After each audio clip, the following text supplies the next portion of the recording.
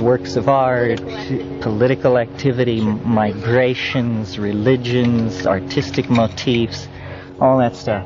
Okay, what have we got? Okay, at minus 540 was the restoration of Sistatus. Deuteronomy is being worked. 539 is the fall of the Babylonian Empire. Here, at 532, Pythagoras flourishes, according to Apollodorus.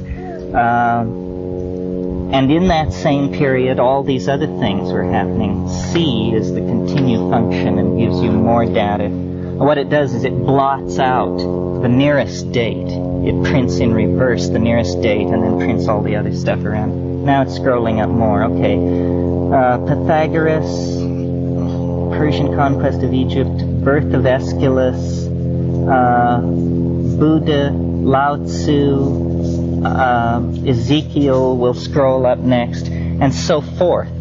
So it is, or is it, confirming that this deep trough is in fact reflective of an incident of novelty.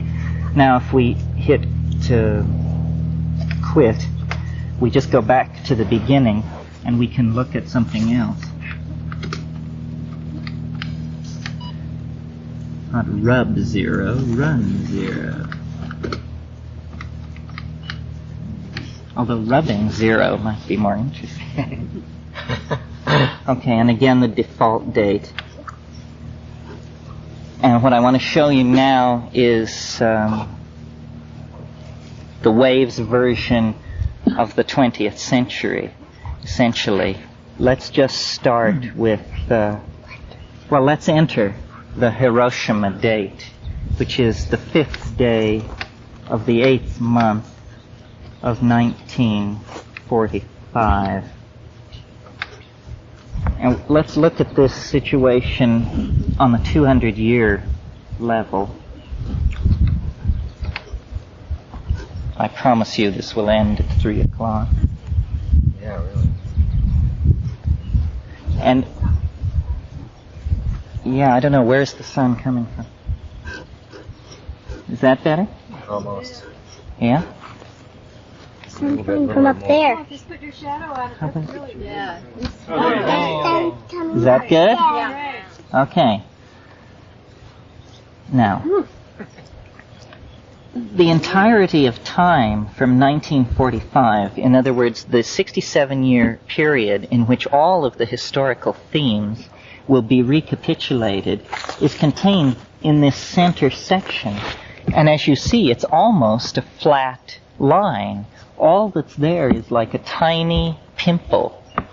All that lies between us and this completion that we are so hot for is portrayed at this scale as just the tiniest energy barrier.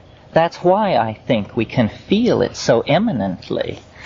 But remember that because the wave is fractal, also lying that this is the same picture if we think of this as the 4,306 years preceding the apocalypse, or preceding the whatchamacallit.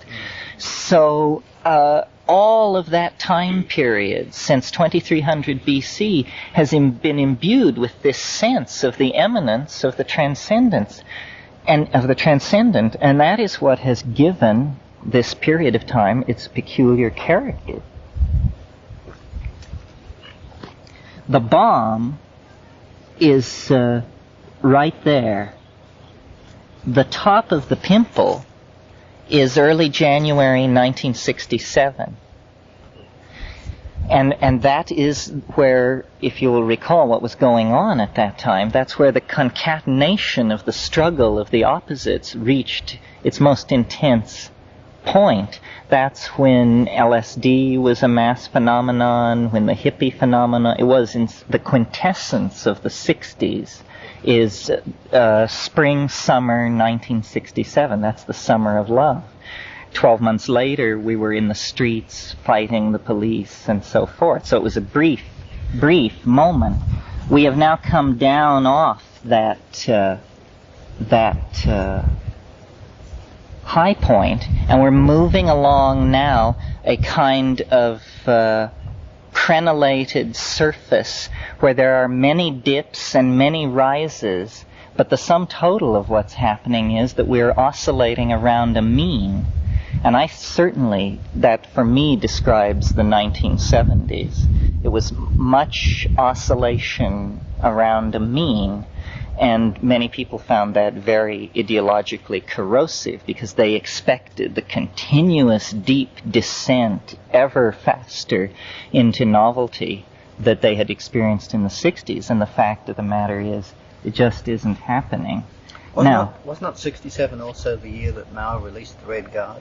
That's right. The whole Red Guard phenomenon in China, all of these things were global phenomena. Sort of to the Summer of Love.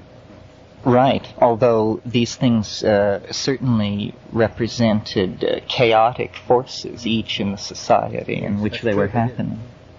Now, my reading of it is that at 2012 the wave disappears. The reason the graph is shown as ascending rapidly into entropy is because the computer is stupid and it wraps it around and connects it to the beginning of the wave. But you should view this last one as simply the blank unknown.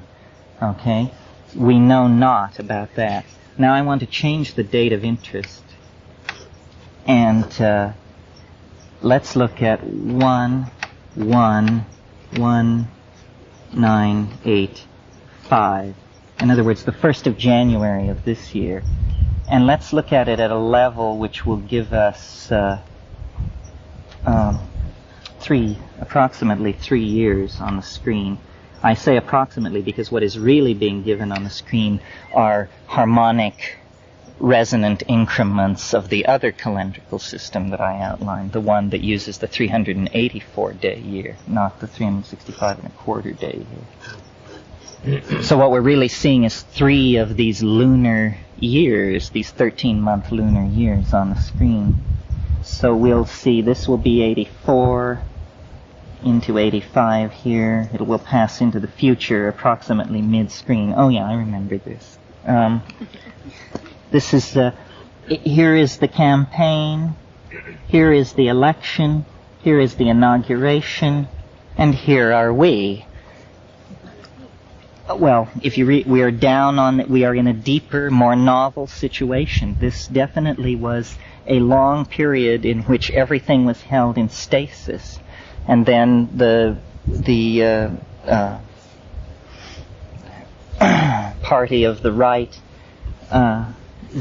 gained ascendancy, at least on this continent, and you see this happening. Now let's see this line here at 228. Is 16/7, the 16th of July, 1985 is right there. So we are in this small period here, coming down off this peak. I can get it up in more detail. Let's see. Change the date of interest. Yes, change the date of interest to the present. What is today? The 14th. The 14th day. January, February, March, April of the 4th month. After years of doing this. And I'm going to show it so that we only have 19 days on the screen. So this is like my notion of a preview of the next 6 weeks, or we can just look till we're bored, but anyway.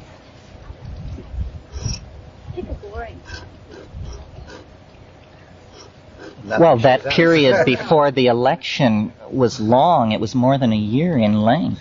But I mean, in a vast historical span, you pick one that doesn't seem to have much novelty. Well. Is in fact nothing happened? Yes, like remember how I said we were moving through, that we had just moved through the period of the Dark Ages and the barbarian invasions when learning died out in Europe and they thought that the circumference of a circle was twice its diameter and all this stuff. Well, that is that same plateau, and we are now slightly beyond it, but only at the beginning of the proto-medieval period. I mean, we've reached approximately, I think, AD 800, which is, of course, the coronation of Charlemagne and the inauguration of the Carolingian kingdoms, which really do end the Dark Ages, although where this is happening, I'm not sure. Maybe in Brazil. Oh, now what have we got? Oh, yes, the 10th. I think this is the 10th, 289 or 288.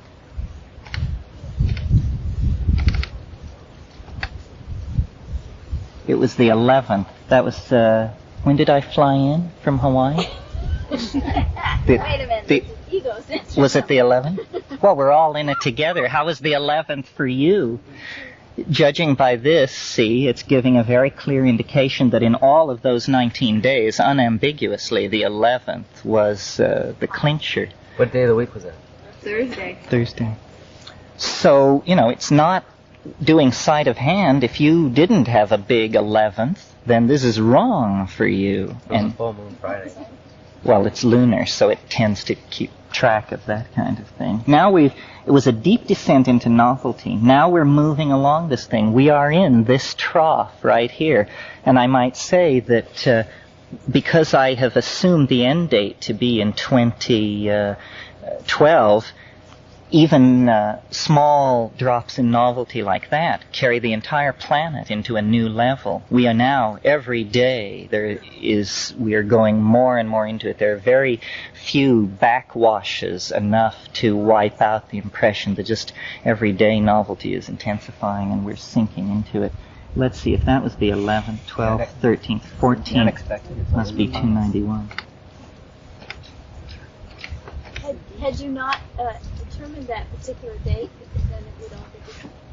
Yes, had we given it at the very beginning of the program when it asked end date, we could give it any date. We could give it Jose's date.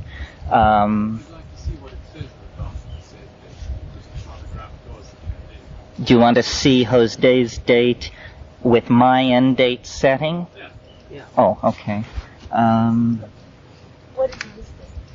Let's see. Jose's end date is the 16th of August. No, but the date you're interested in is the...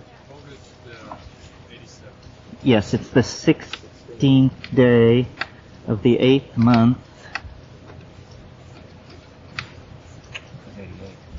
No, 87. What's curious to me, Terence, is does this also take into account like the southern hemisphere?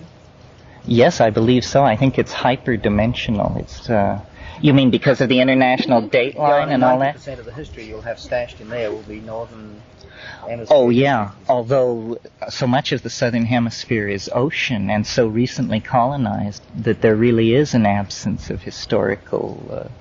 it's the blank end of the wave, you see. It's the blank... Isn't that an imperialist attitude in a way? Because there's certainly been major historical things. But we have no record. We can only work with the data we have. That's a value-dark dimension. The history of, for instance, these African empires and stuff like that. So we still have northern hemisphere chauvinism. Planetary chauvinism. Well, what we need is to recover the secret history of Kiwi land. You have to understand, I have a sort of interest in that. Oh, no, I know. I'm sympathetic. The marsupials, where do they fall? Okay, level 5. Aborigine history. Okay, now we'll see Jose's date embedded in the 3 years of the 3 lunar years of time around it.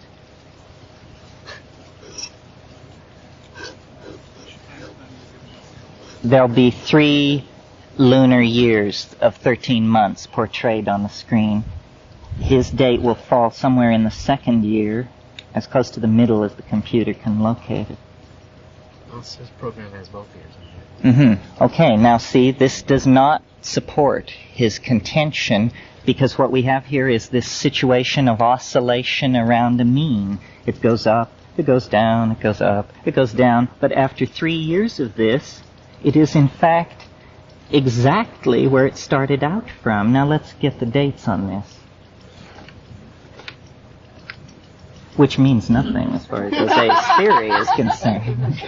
What this screen is saying is that from the 16th of July, 1985, until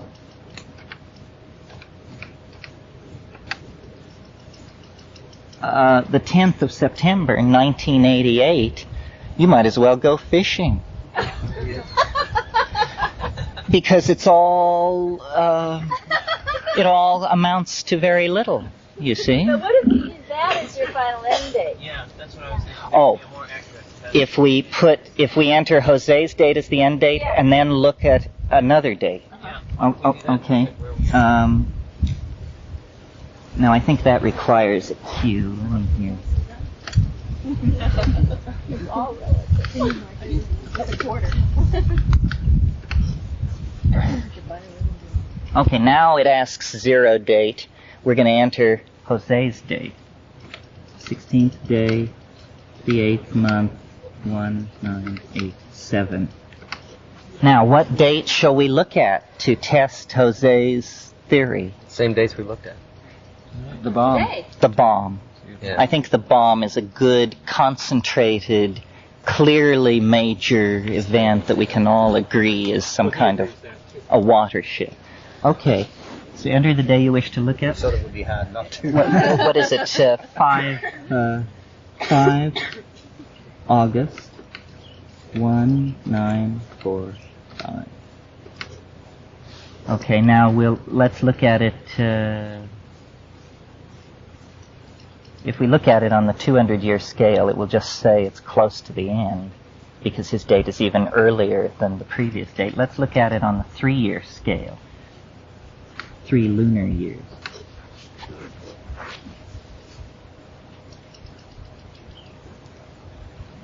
It always tells you are 15,351 days from the end. A nice little touch there. Yeah, shopping days, exactly. How much will you consume? Whoa. Now where is it? It's at position 144. Okay, look what's happening. A long, flat, totally steady state at this level of clarification, and then bingo, and a long, long slide that we could, before I change the screen, does everyone understand the interpretation? Yeah. That moment clearly initiated a long plunge into novelty. Oh, you mean where is the date? It says it's at 144. See, it says Right 5/8/45 is at position 144. So that's at the Right Right there. at that place. Right Man, at the hot. fall in. Now, I'm going to shift the screen by using the command continue, and we'll see how long this descent into novelty went on before it was overwhelmed by the entropic backwash. Okay, there it is. It's this thing here. D157.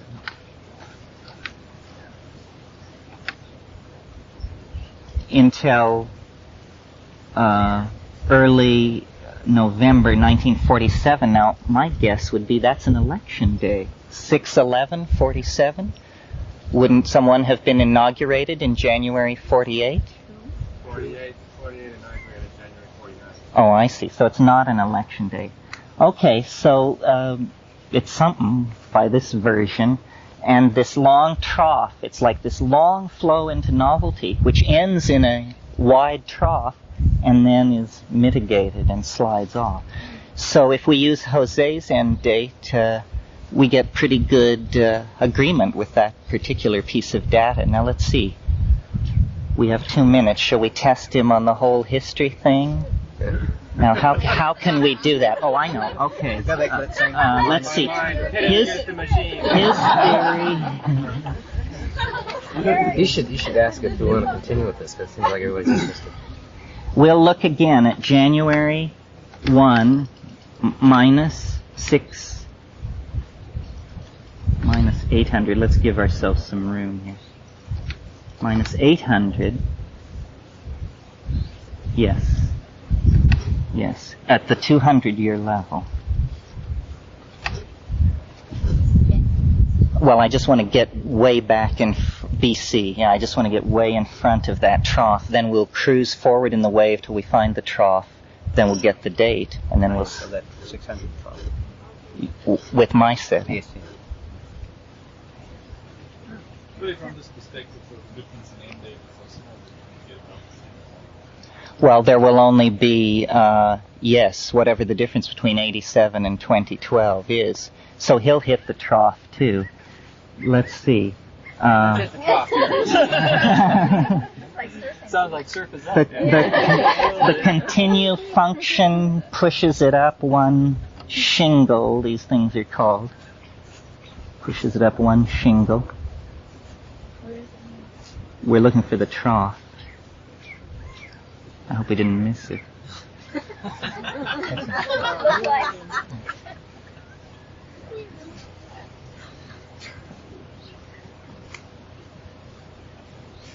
That's a good awakening mantra. There it is. Okay, now by Jose's applying mind to his, here's what it is. The moment of greatest creative advance, concentrated creative advance in human history was from... yes, from December 559 BC until...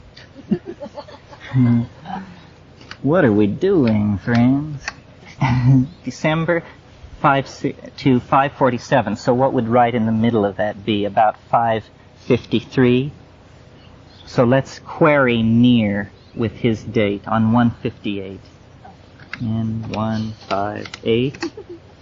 And it goes to the history file.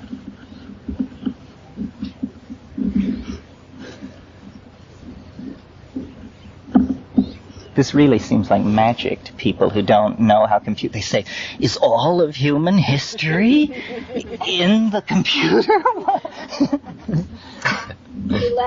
All we typed in, friends.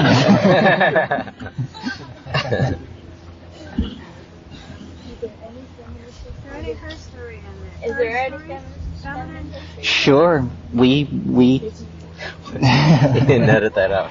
from Hildegard von Bingen to Judy Chicago, it's all... Okay, Cyrus II of Persia defeats Medes, the Persian Empire. Oh, he establishes the Persian Empire, the great counterfoil to Roman power, which held Zoroastrianism is made the official religion. In 545, Persia conquered Assyria, the restoration of Sistratus. So here we come then into my thing, although look, he got Zoroaster, although my typist didn't apparently know who Zoroaster was. Anyway, I think that's enough of that. It's 3 o'clock. I'll briefly entertain questions.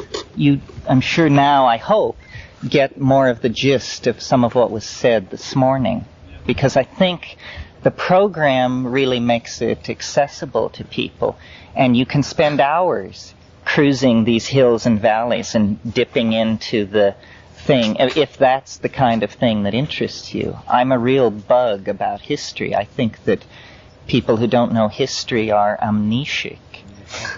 And that, we would all, there's nothing more important really in all these forms of self-cultivation and development than to read history. It's no cliche that those who don't know it are doomed to repeat it. It's true in individual lives as well. And it's the story of who you are and how you got here. And if you don't know it, it's a kind of a strange lacuna in your knowledge. Are you going to correlate the I Ching with the DNA codons? Well, no, I did that. That's not very interesting to me. It's been done by a number of people, and I had a scheme for doing it, and it just didn't tell me anything. Once I knew what hexagram was lysine and what hexagram was L-alanine, I didn't know enough about lysine and L-alanine to know really what to do with that information.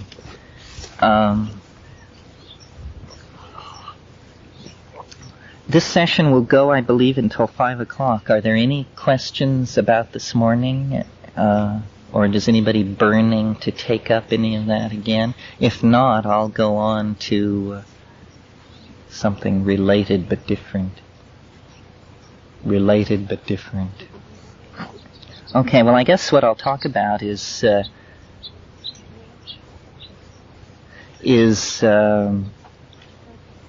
just strains of thought that I see present in the world that I think will eventually be seen to flow together and to provide facets of this question: what is the nature of the transformation and what are the factors that go into it? I mean, obviously all fronts of human knowledge are developing at a tremendous rate, but certain strains of thought claim for themselves a kind of primacy. And I know the New Age, whatever that nebulous term means, it has a connotation sometimes of an elite with an answer that is only, all that's holding back the world is the fact that this answer is frustrated in making its appearance. And I don't really hold with that. I think that by and large the New Age is a fairly minor phenomenon. I've said many times it's basically the search for a way to get high without drugs, a way to advance yourself without putting yourself on the line. You know, just anything is better than facing 25 milligrams of psilocybin. And while all these things have merit, they don't seem to have transformative merit, in the sense that the great decade of the New Age thinking, which was the 1970s, is certainly one of the most stagnant decades that we've seen in a long, long time.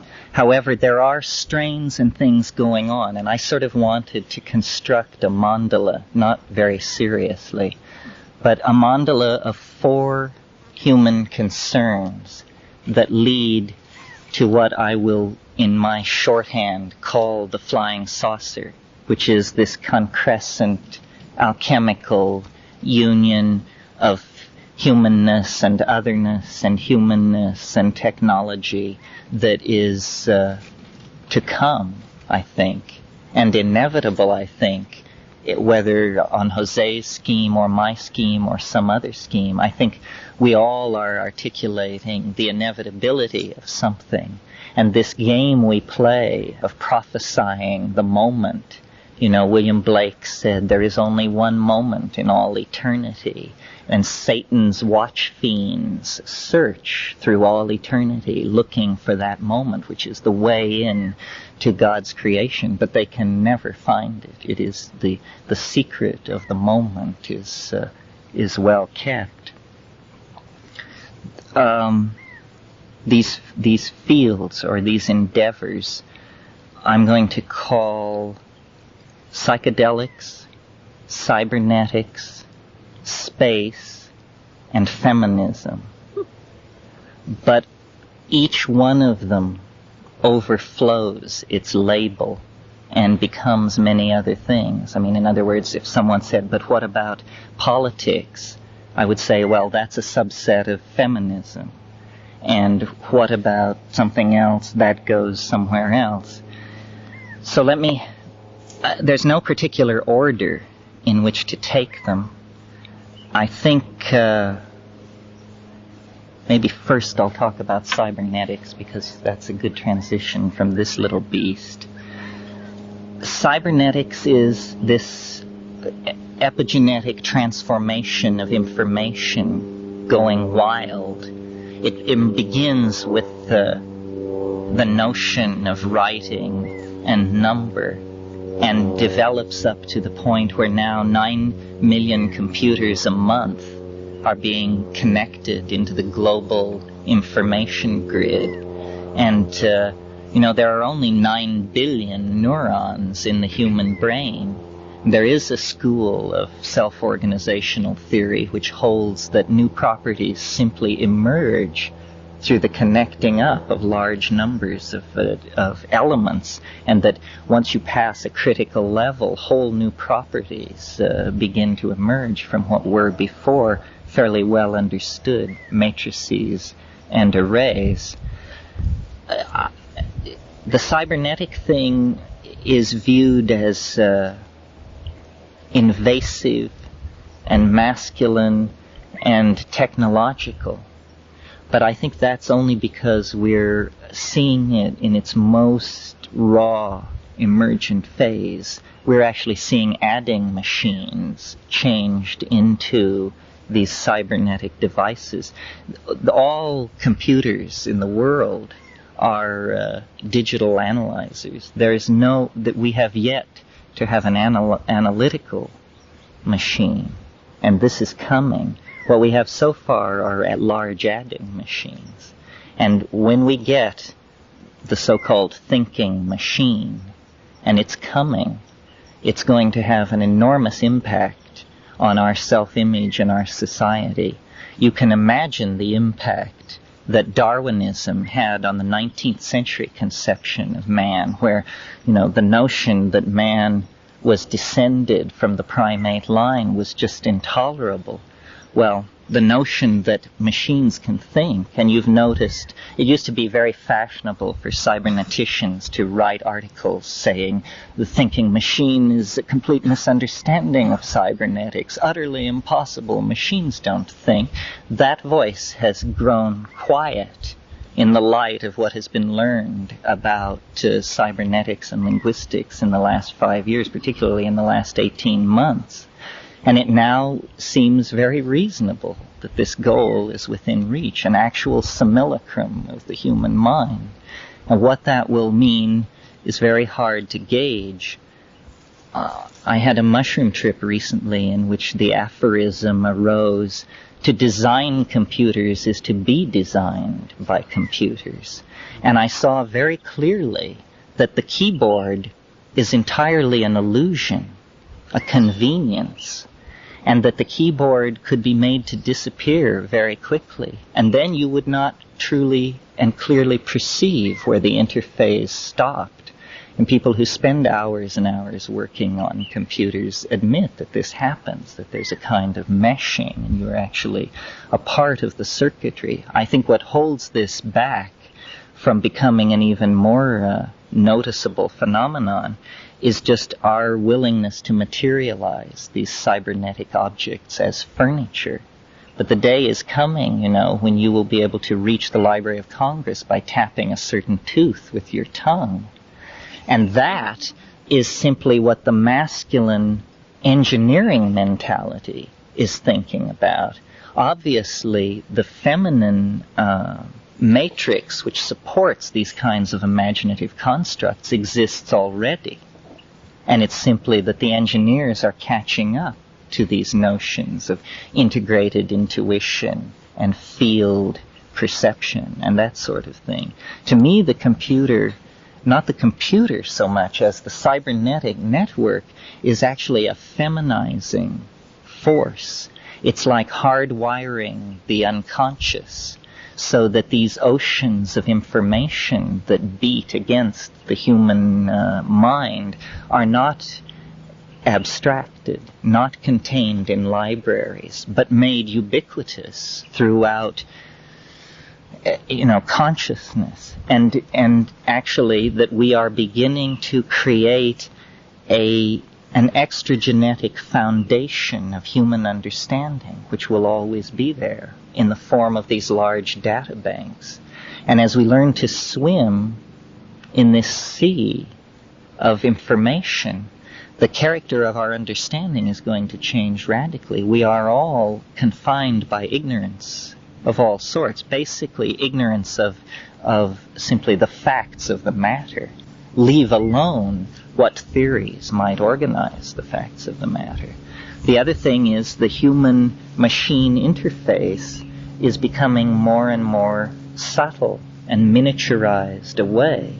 And it's possible, to imagine a world where you wander naked through Eden And there appears to be no technology on the planet because the technology is all in a particular grain of sand lying on a particular beach in Madagascar.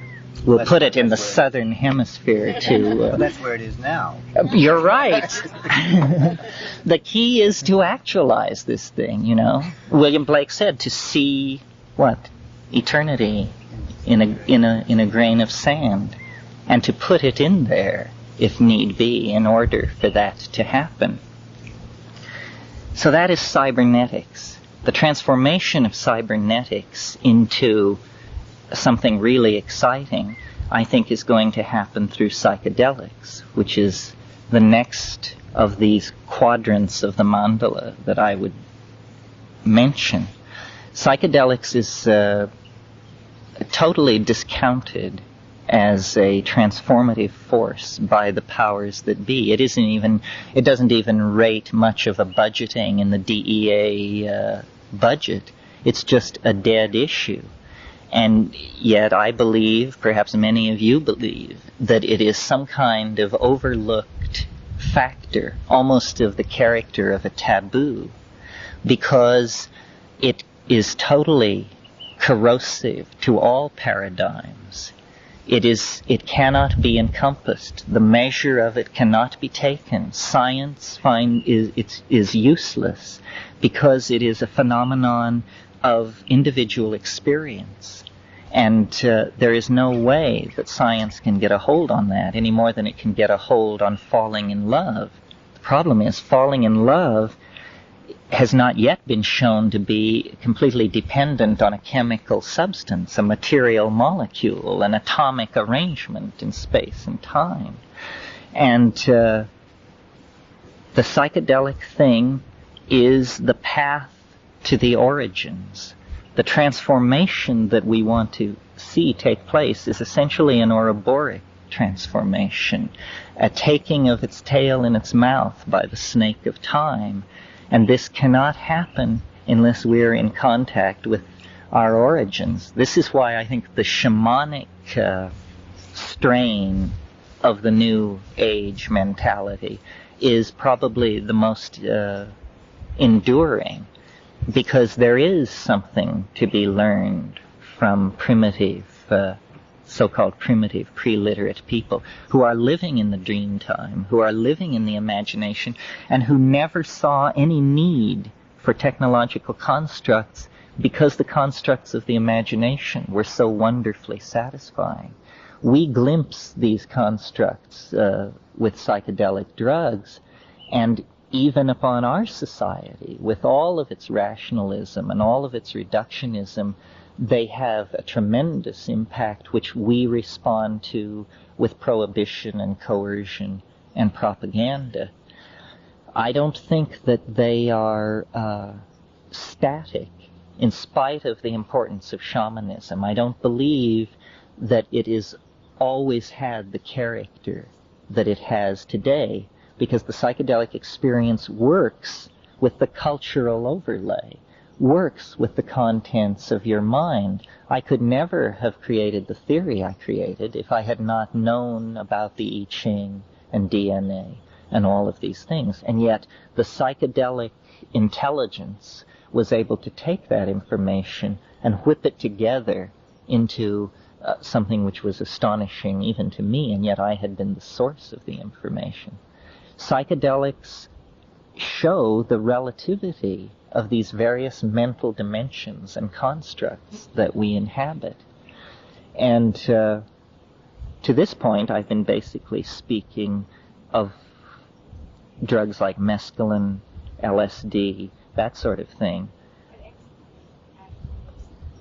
Possibly, although it's not really exactly a psychedelic, but it is a synthetic for sure.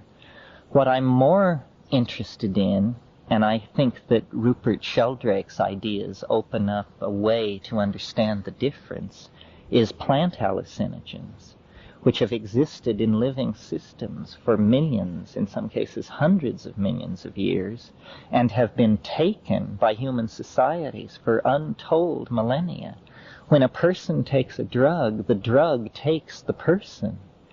And so a drug like psilocybin that has been used for thousands and thousands of years has a tremendous morphogenetic field about it, garnered from the experiences of all the people who have taken it, that have flowed into it.